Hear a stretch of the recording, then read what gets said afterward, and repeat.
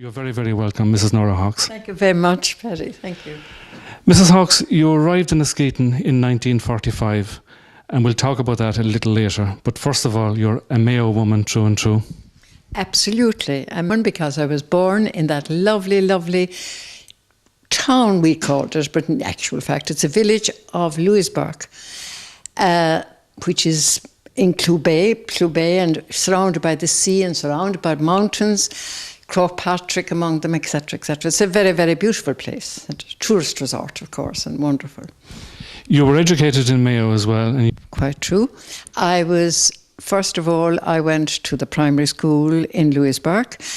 When I went there in about, I suppose, 1925, I presume it would have been, I'd have been about 5 years, there were two late teachers teaching there. But at the end of my first year in that school, they were retiring, and the nuns from Tuam had come to Louisburg, and they were establishing a secondary school there. Then I got a scholarship. I remember they had a scholarship to the secondary school, and I got a scholarship to their secondary school in Louisburg, and I went there for 2 years, did the intercert. After 2 years, that was the custom. Even when I came to Askeaton, it was 2 years. We did 2 years just for the intercert. And then that's as far as they went at that time. They just went as far as intercert. So I wanted to be a teacher. From the time I was a very young child, I wanted to be a teacher. As a matter of fact, I always remember they told me I used to have a class of stones in the yard and a stick. So I was determined to keep people under control from the very, very beginning. In any case, after doing it was called the intercert at that time, I then went to a boarding school in Tuam for 2 years to get my leaving cert. So I got my leaving cert in 1945, I think, when I went to college. I went to college in 1942, so it was before that, well before that. 39, I went to college. Excuse me, now I'm getting all mixed up here. So I would have done my leaving cert in 1939, June 1939, and I went to UCG in October of that year, 1939. So that is my my primary and secondary education in Louisburg. So after UCG, after you graduated, you went on to teach in Ballyhaunis. Yes, absolutely. After I graduated, now actually the year I was doing my higher diploma, I had a job, I had a permanent job actually for that year in an orphanage actually. I taught my diploma year in an orphanage in Lennaboy, where, you know, I've heard so much about orphanages in the recent past, but I never saw any student or any child being abused in that school. It was all young girls, and I taught in that school from babies up to 6th class. So that was my main experience in teaching, because I had that whole year teaching in Lennaboy, and in the afternoon or the evening I went down to UCG for my lectures. So I was teaching all the year and had my lectures in UCG for my diploma. After that then got my name, I suppose. It was passed on. There were mercy nuns in charge there. So that is how I got the job, I'd say, in Ballyhaunis. My name was passed on from there to Ballyhaunis, and I got a job in Ballyhaunis. Now, Ballyhaunis was just a secondary top, which means that it was under the National Schools Department. So it meant that if I were to stay there, I would never be registered as a secondary teacher. So that is why I left Ballyhaunis after 2 years, tearfully I must say, to come to Askeaton. Now you arrived in Askeaton in 1945, but things didn't work out in the short term, to say the least.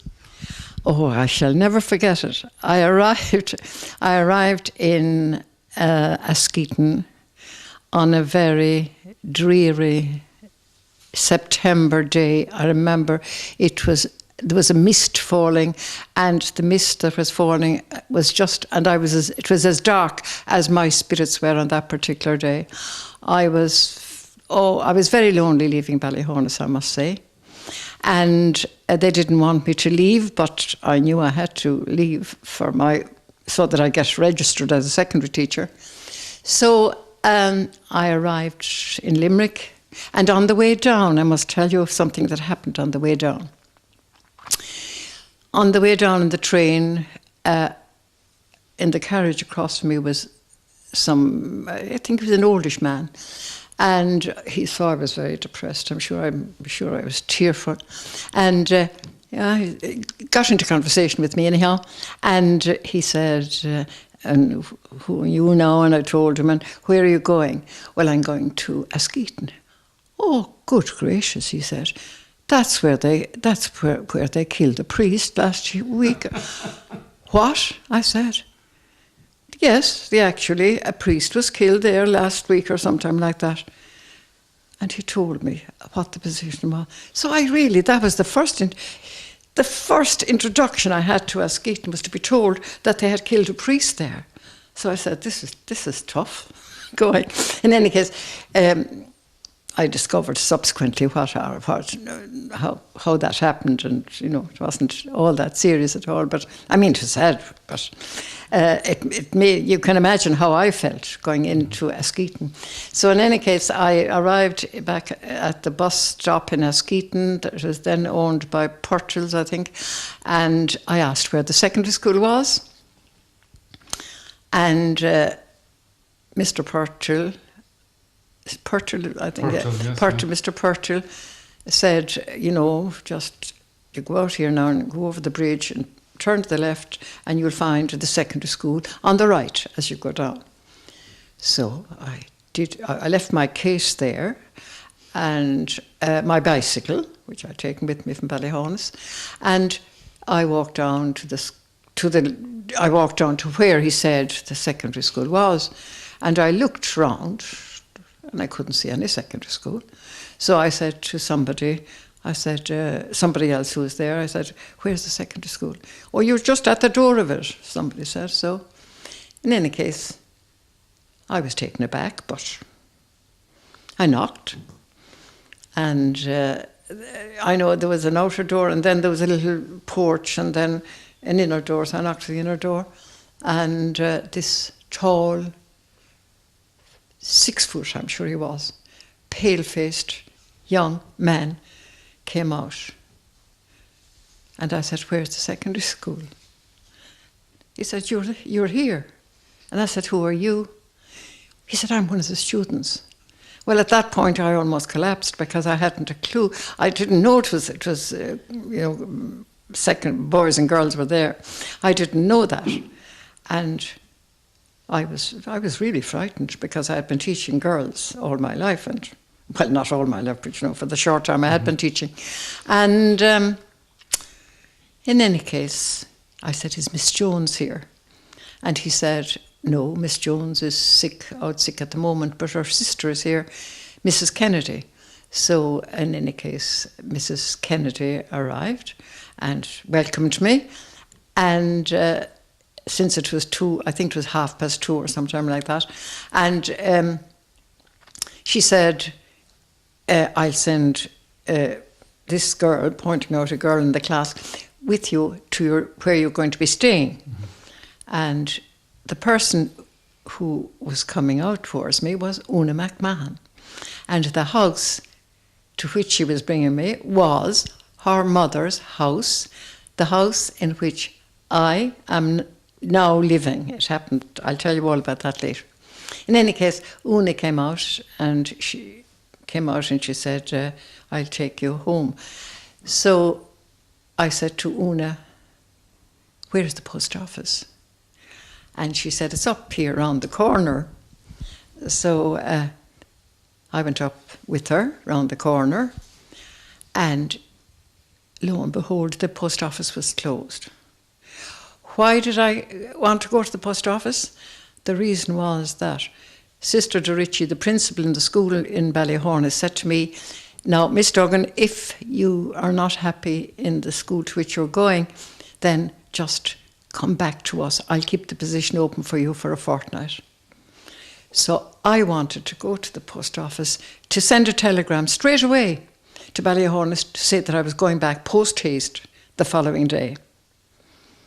But things are not as they seem. I went on, anyhow, I went out to Kilbeha with Una McMahon, and that is that. I went into the house, met Mrs. McMahon, a wonderful, wonderful woman, a fantastic woman. And she showed me my room, and I went into my room, and I cried without ceasing for an hour or more. She came up and knocked at the door and said, "Come down, Miss Duggan, for a cup of tea." And through tears and stammering, I just went down the stairs and went into the dining room and had a tea, and she had a lovely apple tart and all that kind of thing. And she saw that I was very lonely, and she said, "Don't worry, Miss Duggan, everybody settles down here." I didn't believe one word of it at the time. I said, "I'm not settling down, that's for one." And in any case, I settled down. I just stayed there, and another teacher who was teaching in Ballysteen at the time came in, and we were chatting away, but it transpired that she was going to get married on the 7th of October, the following month. So that, again, another reason. I had nobody then. I didn't know anyone. So I felt very bereft and very down and out and all the rest of it. But in any case, we cycled to Rathkeale that evening. She had to get papers for her wedding, and that's that. I came home, and I went to Askeaton the following day, and I'm in Askeaton still. As they say, the rest is history. A couple of years later, Mrs. Hawkes, you took over the running of the school.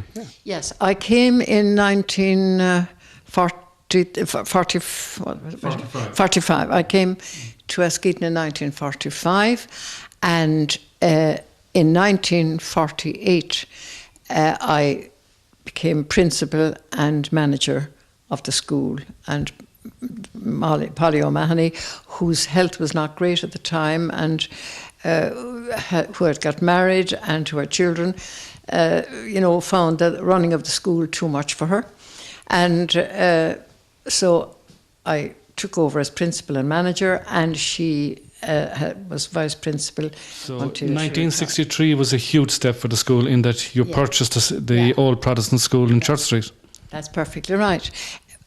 You see, all along, the numbers were increasing. Now, when I came to Askeaton, we had just the one long room. The library, when I came, it was just one long room, and Polly Jones, or Miss Jones as she was then, taught at one end and I at the other. Very, very unsatisfactory, but that's the way it was. And then as the numbers increased, I went to Dan Doyle, who was the county librarian at the time, and rented another room upstairs. So after we rented 3 rooms, I think, upstairs. But at least I did before, because of the numbers that they were increasing, and we had typing and we had shorthand, and we had one room upstairs, I believe, in which we had the typing and shorthand, and then we had every subject. We really did enough. We did every imaginable subject: Irish, English, maths, French, Latin, history, geography, maths. We had no practical subjects. That's the only. But we did all the other which is quite wonderful. The number of, and then the students were fantastic. Really, they came. I remember. They'd cycle in from Kildymore, 9 miles away. They would cycle in the morning, and there was no central heating. We had just a small little fire up at the one end of the room, and a turf fire, which wouldn't give you very much heat, I can assure you. But nevertheless, students that time were interested in becoming educated, and their parents wanted them to become educated to get jobs. So we did our best to give them those jobs, and. So because the place in the library was completely overflowing with students, I fortunately bought the school from the church body, the Protestant church body, No, 1963. 63. Yeah. You better remember. You remember the years. I'm forgetting a year.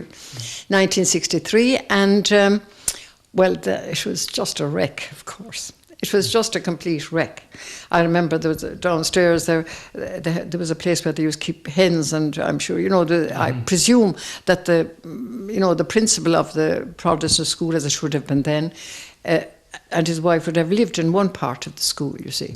So we had but there was no light, no heat, no water, so all that had to be done. So it was a huge, huge, huge job to get that building ready and prepared for the school. Actually, the national school took it over. That's right. I remember I went to school there myself for a couple of years. That's interesting. Then, what was happening in the national school? It was being upgraded. That's right. The national school. Yeah, and Mr. Jones came to me and asked me if they could come down with their students. So they did.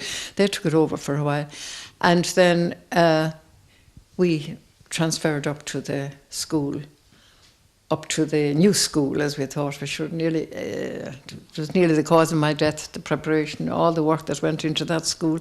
Nobody knows the amount of work that went into it. However, it was fantastic in the end, and we were delighted to have so extra rooms and to introduce science and woodwork and mechanical drawing and everything like that. So, all your good work nearly came to an end in the early 90s. That's when I got... With the news that the school may be closing. Oh, yeah. Well, in the early 90s, this gentleman from the civil servants, the Department of Education in Dublin, he went off to America, himself and a few more of them, on one of those things, those jollies that they go on from the department. In any case, he came back with the idea that all small schools should be closed. In Ireland, there should be just schools of 800 students, as he saw in America, where all the facilities were available. And he went on and on and on. And we had meetings all over the place, particularly one in Limerick, I shall never forget, where he was I forget where exactly in Limerick it was, but it was a huge hall, and all of us principals and managers, owners of schools, we all arrived there. And this gentleman just said, well, Askeaton is closing, Ballingarry is closing. He named out so many schools that were closing. And I remember one particular lady, she was the principal of Ballingarry, standing up, and she said, my husband has just died, that's my only income. And, well, it doesn't matter, Mrs. Keating was her name. The school is closing. And Askeaton was going to be closing, but I said, no, Askeaton will not close. And I was determined that it wouldn't close. If I had to go to America, as I told him, to collect money, that Askeaton would not close. However, that was that. But we had, and between then, for that a number of years, we had a terrible lot of trouble. There was Mount Trenchard, there was Shanagolden, there was Paddy there was ourselves. There were 4 or 5 schools, and all wanted to have the centre. And we had meetings all over the place and discussions, and some of the department. I had meetings with the department regularly, and I just kept insisting that. I remember on one occasion I went up to the department, and when I was ready, I expected that they'd say, right, the plans are ready now, we're going to build in Askeaton. And he said, well now, Mrs. Hawkes, in September we've decided that you'll go down to Balliskenry, that the school will be transferred. Well, I said, over my dead body, we'll go. He said, there's no way. I got furious.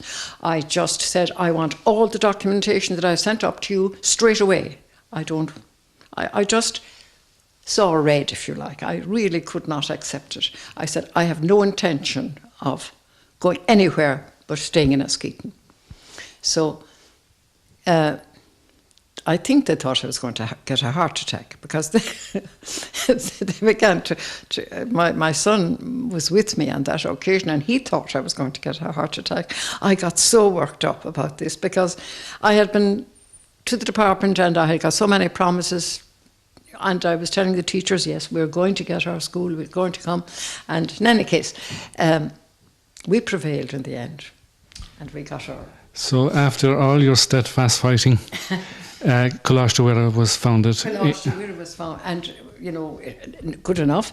It was a secondary school, and I would have loved if we could have continued as a secondary school, but I realised that there was no way. We had to accept the VEC, and I must say that in my discussions with the CEO at that time, Sean Burke, who is there still, he was really very, very wonderful. You know, initially I wasn't, you know, I had this idea of the CEO and the members of the county council, and I felt, oh, I don't like that lot at all, because we had meetings with them in Askeaton, and I wasn't impressed with them one bit, and I felt like that education might be downgraded, you know, in Askeaton, and I didn't want that. So, in any case, when I met Sean Burke, after 2 or 3 meetings, it took me a good while now to warm to this idea.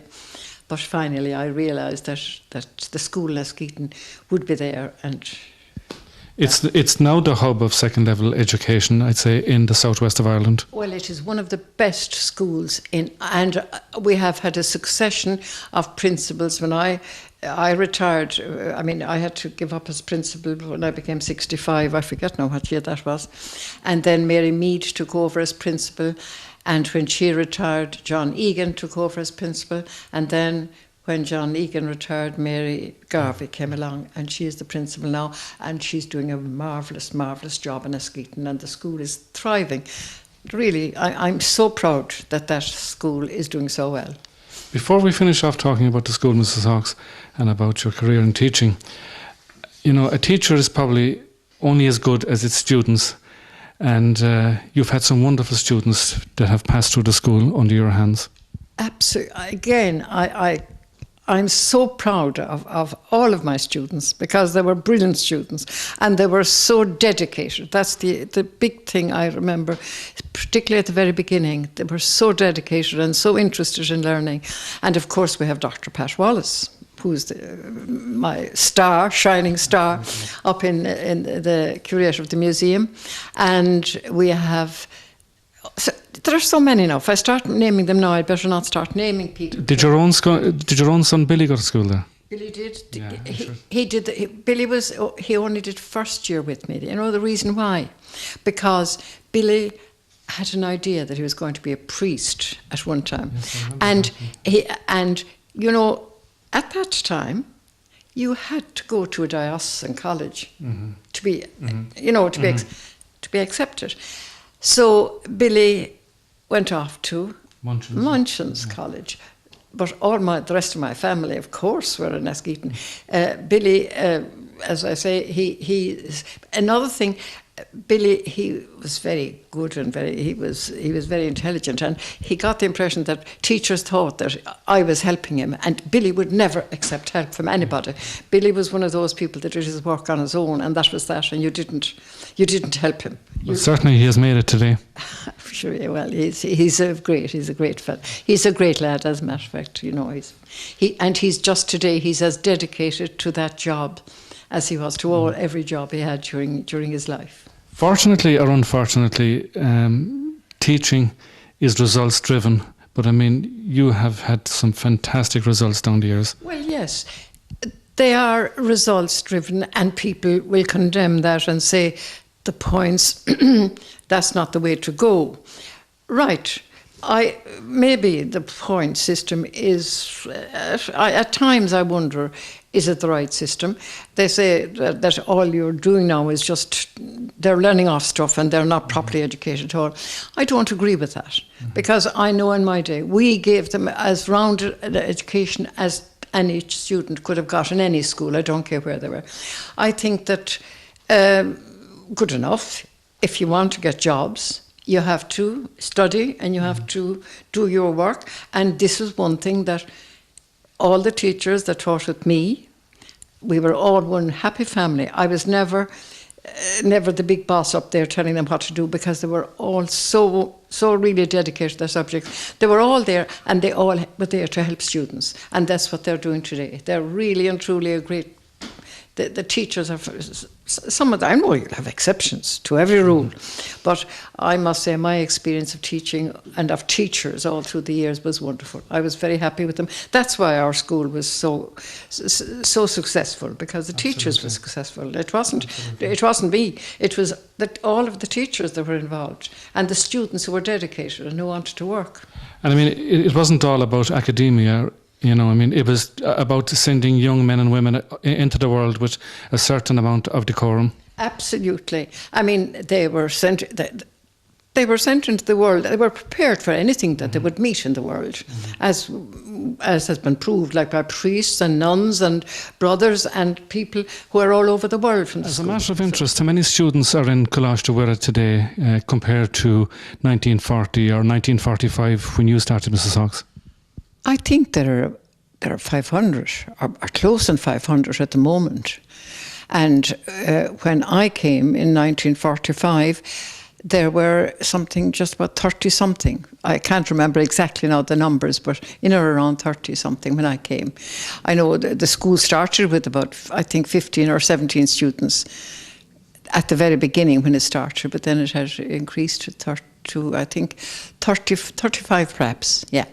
At the end of the day, having a successful career is very, very important, but having a strong family unit is absolute paramount.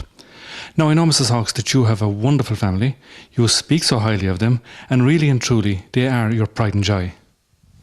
That's quite true, Pat. I had 5 children, 3 boys and 2 girls. The eldest, Billy, he was in the Department of Foreign Affairs. He was in the diplomatic service, as they called it that time, at the very, very beginning. And then when he got married, he decided that he wasn't going to have his family educated abroad.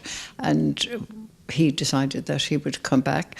And now he is the Data Protection Commissioner in Dublin, and he has 3 children, all of whom are grown up, fairly grown up. The eldest is in college now. Grania is in Trinity doing law, as her mother is a lawyer, as a barrister. So she's doing law, and the other 2 are younger. And then I had twin boys, Martin and Noel. Martin is an entrepreneur in Dublin, and Noel is in Singapore, hotel managing. Then I took a rest after that, having had 3 boys together now, because Billy was born in 1951 and the twins were born in 1953, and that is too much for me, having at the same time to look after school. So I had a nice break then until Mary was born about, I think, 5 years later. And Mary, she did teaching initially, and now she has her own College of Art in Ballyvaughan.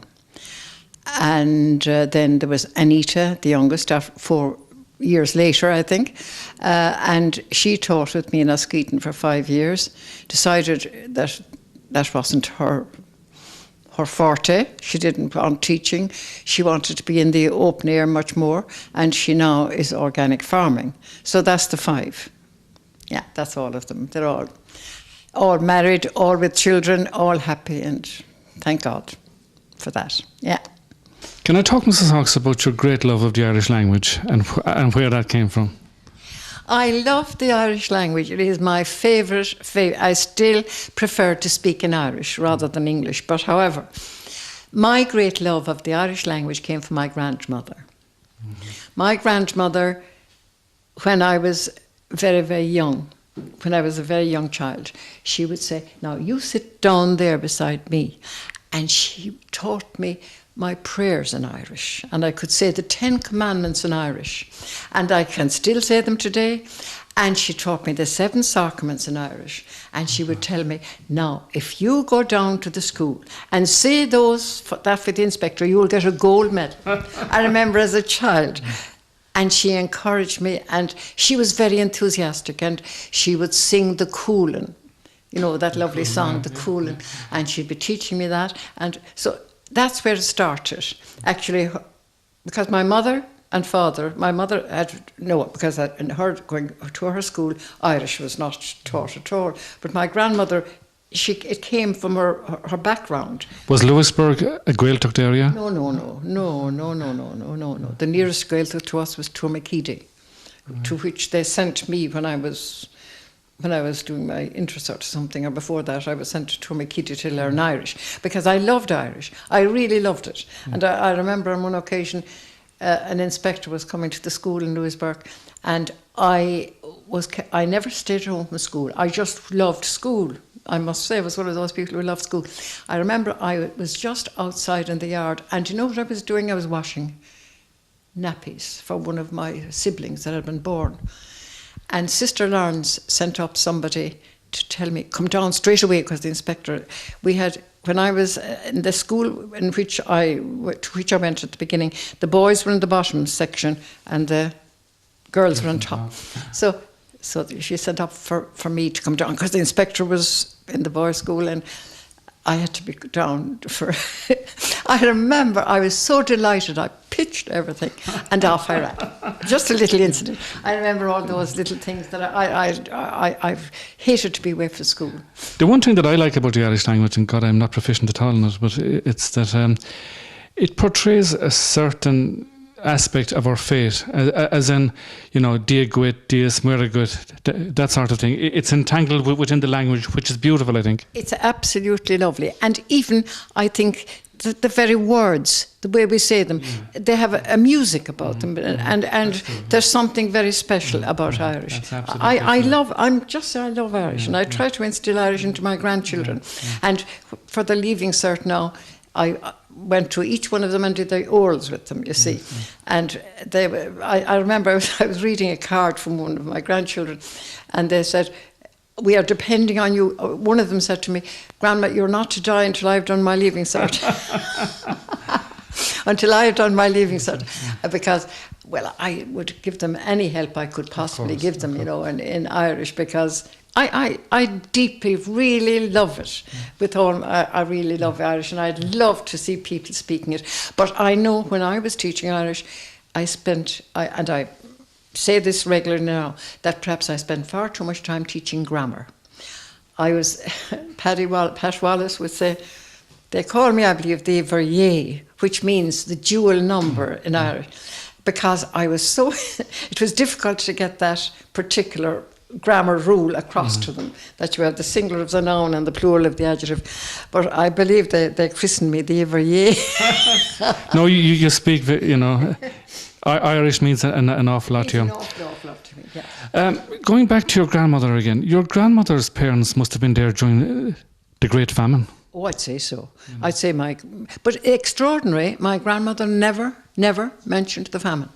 Never mentioned it, because my son Martin was always questioning me about things. He said, did your grandmother ever, and my grandfather, who was, both of them, I mean, my grandfather they were living in our house, and he would take me when I would come home from school, he'd take me up on his knee and I'd have to read for him, and he'd teach me my reading and all this kind of thing. But they never mentioned the famine. I don't, and I know my son, you say to me, he said, I think, he said, the reason is that they felt they were ashamed to be alive when all of the people around them had died. Maybe they didn't want just to impose that on you. Maybe, I don't know, but I mean, and perhaps I wasn't inquisitive enough to ask about the famine, because at that time you would be bothered talking about such things. I mean, you know, it didn't worry us at the time, you know, so that's that. Wonderful. Mrs. Hawkes, can we talk about your personal life? You married Dennis in 1950, and like yourself, he had a great interest in folklore, heritage. In fact, he was a member of Muintir na Tíre and Kappa for a number of years, and a great contributor. He was wonderful. He was absolutely wonderful. That I had met him in Ballyhonus. So that goes back a long time. He worked for the Department of Social Welfare, didn't he? Yeah, he was working for the Department of Social Welfare, and I had met him in Ballyhonus, and then he was transferred to Ennis, and I came to Askeaton. So we met, casually in between, and but he was interested in archaeology. His father Hawkes, he was very interested in archaeology, and I think he was offered the chair of archaeology in UCC at one time, but he went on to be a priest and all that kind of thing. But he wrote a lot about the high crosses of Castledermot. Father Hawkes did.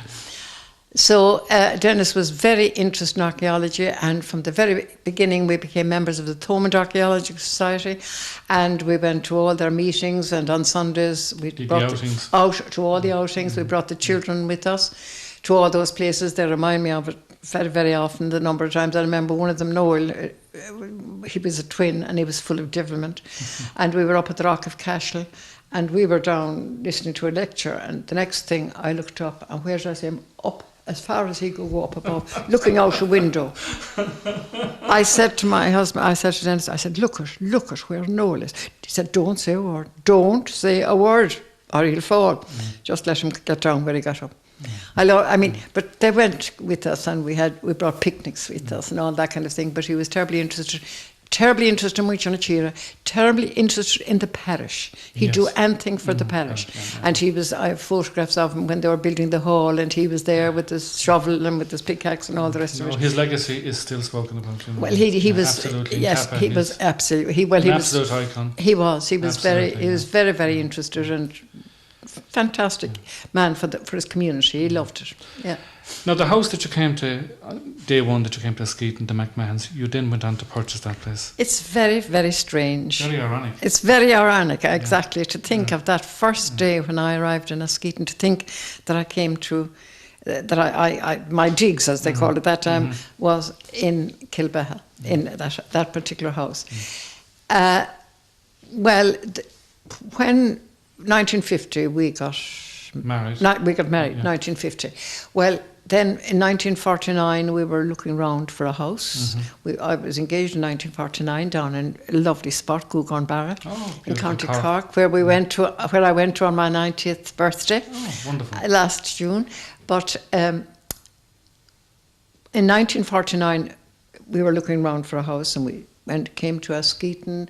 We looked at places in the village, and Dennis didn't want, really, neither did I. I didn't want to live in town. I preferred to be living, And Dennis had come from a very big farm, so he would have liked to have a farm attached to the house. So in any case, we had looked at a number of places, and finally, anyhow, Kilbeha came on the market. And for a long time we deliberated, and we thought, because at the time it wasn't in very good repair, and we felt we had to put in water, and we had to put in electric. Needless to say, when I came there was electric light. Yes, of course. Yeah. So, and we hadn't a lot of money, I can tell you. So we were deliberating for a long, long time, but in the final analysis we bought Kilbeha. And since then we have spent our time the reason that we bought it, I was really attached to Kilbeha from the beginning because of the oratory. Built by Martin Haverty. Built by Martin Haverty, who had great devotion to Our Blessed Lady. And he had, in the house itself, there were just off the sitting room, there was a little veranda, a little porch, really. Well, conservatory. It's conservatory now, but it wasn't that very big at that time. But he had a statue of Our Lady there, and he had such devotion to her. He was going on for the priesthood. I go back to Martin I think he went Haverty. to France to study. He was in Paris, in the Irish College in Paris. That's where he did his study. And the year before he was ordained, he discovered that he hadn't a vocation. Yes. And he came back. He came back to Ireland, to Dublin, actually, where he came from.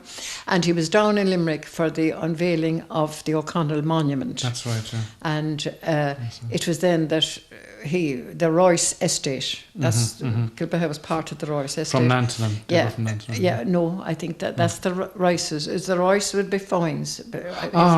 It would be right. Okay. I think. Yeah. This is not ROYCE. It could be.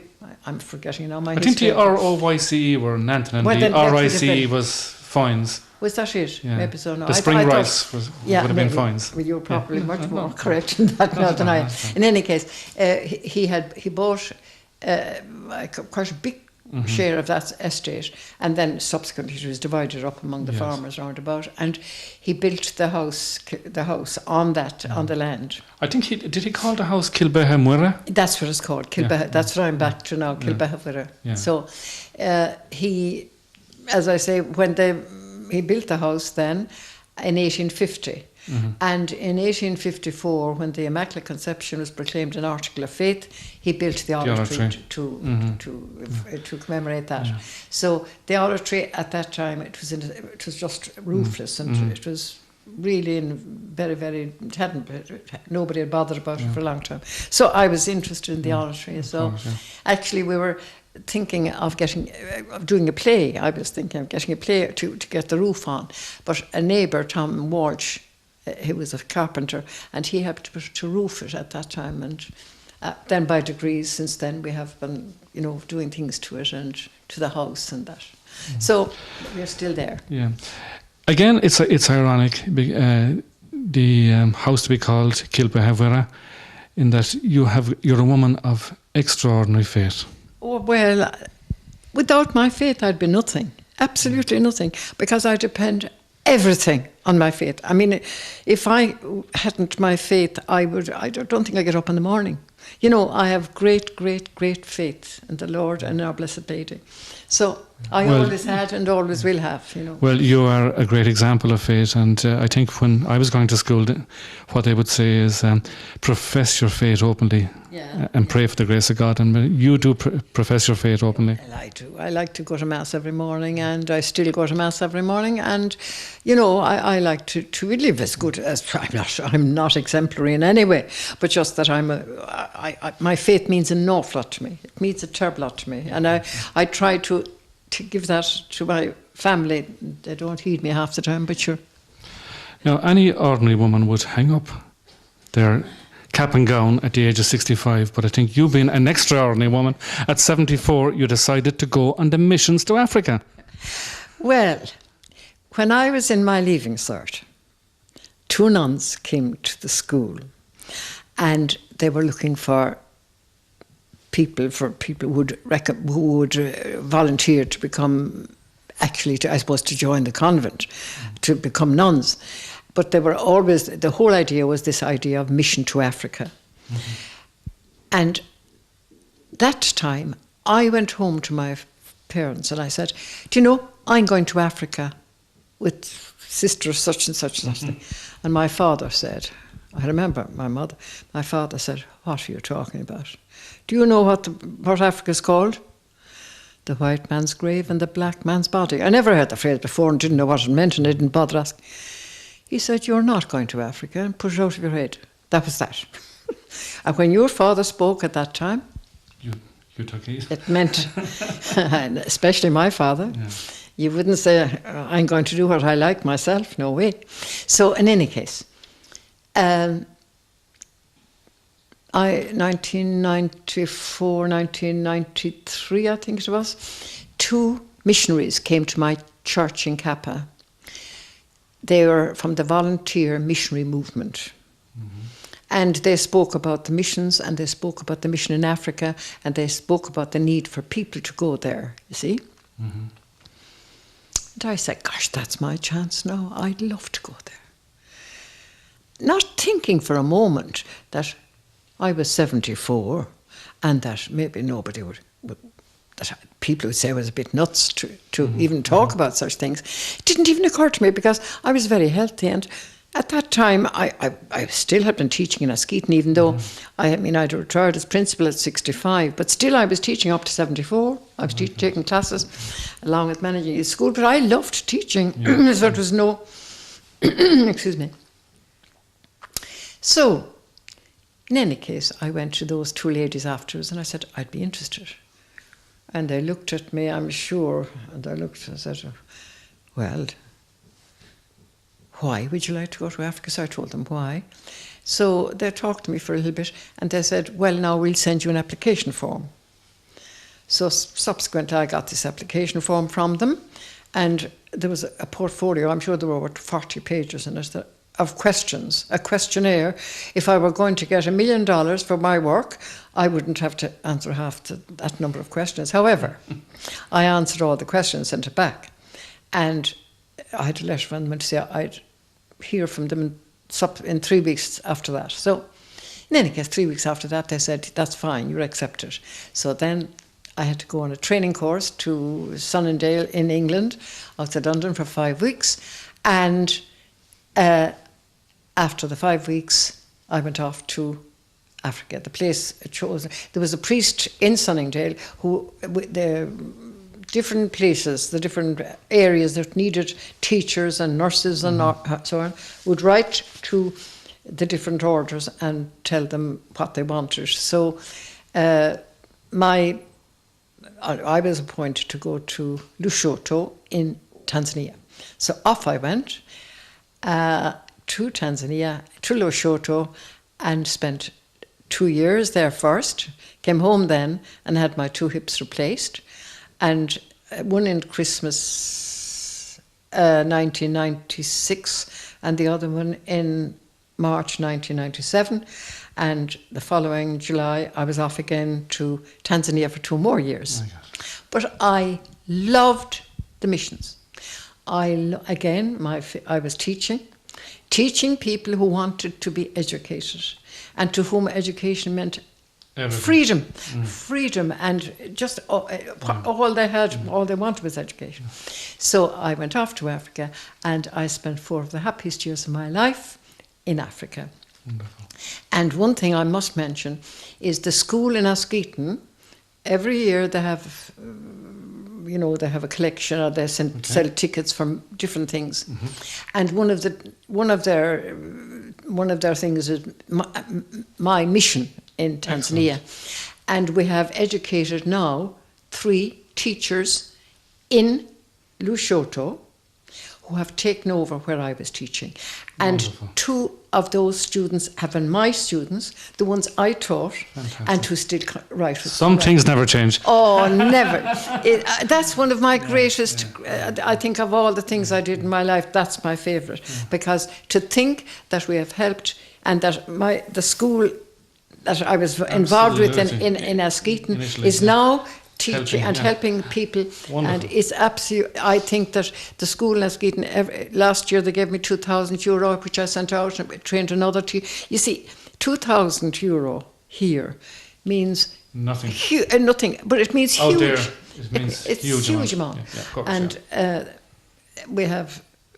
And they write to me that the one of the students now, I taught him English and maths, and he's now principal of the school. Wonderful. And it's all lay teachers now where I taught myself. And in the school in which I was teaching in, first of all, on the campus where I was working, we had. There was an postulancy, novitiate, and then there was the school, which was a training, actually mechanics. That's what it was for. But I taught English to the postulants and the novices, and I took them for choir. So I taught them English hymns, and they'd sing Hail Glory St. Patrick on every St. Patrick's Day in my memory. Wonderful. So the school is called St. Patrick's School, and I composed an anthem for them. And of course your parish here is St. Patrick's Parish. See, that's true. But we taught them it's St. James's. Mine is St. James's. Yeah, St. James's, yeah. Mine is St. James's. St. Patrick's is Ballysteen, I think. Yeah. But in any case, I taught them, I composed an anthem and set it to the music of Hail Glory St. Patrick, and they sing that on St. Patrick's Day. Excellent. So that's... Just finally, Mrs. Hawkes, I would like to ask you, how have you embraced new technology, i.e. the internet, mobile phones? I won't say I'm a master of either of those systems, but I use the computer. I do the accounts for Kappa Church. I use my mobile phone badly. Now, I only use it when I see them doing things on the phone, I just couldn't do any of the things that I see my grandchildren doing. But I'm very much with, and I approve altogether of modern techniques and things that make things easier for people. I think I'm quite prepared for it all. Well, Mrs. Hawkes, you're an absolutely wonderful person. It's been an absolute privilege to interview you, and may I wish you all the best of health and happiness going forward.